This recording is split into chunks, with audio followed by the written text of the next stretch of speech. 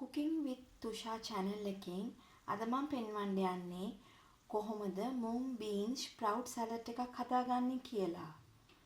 This video is going to show you how to make Mung Beans Sprout salad.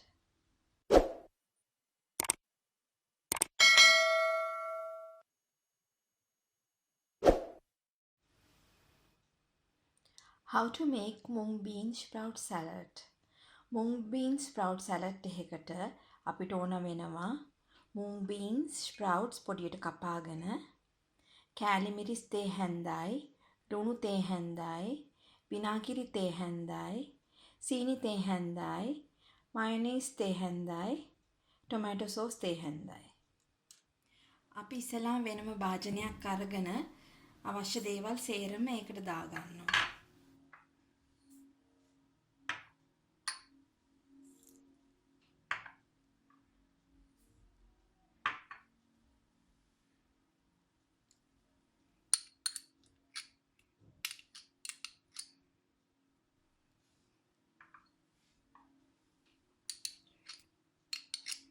ඊට පස්සේ මේක හොඳින් කලවම් කරගන්න. ස්ප්‍රවුට් එකට දාගන්නවා.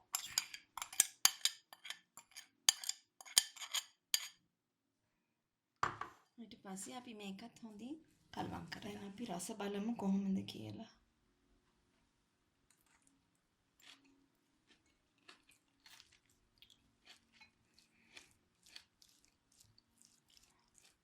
ලුණු සීනි මොන හරි මදි නම් ඔයගලන්ට තව දාගන්න පුළුවන්. මගේ කරනම් සේරම ඇති. මේ තමයි මම හදාගත්තු Mung Bean Sprout salad එක. මං හිතනවා ඔයාලත් මේ විදිහට හදලා ටේස්ට් කරලා මට යටින් කමෙන්ට් කරන්න.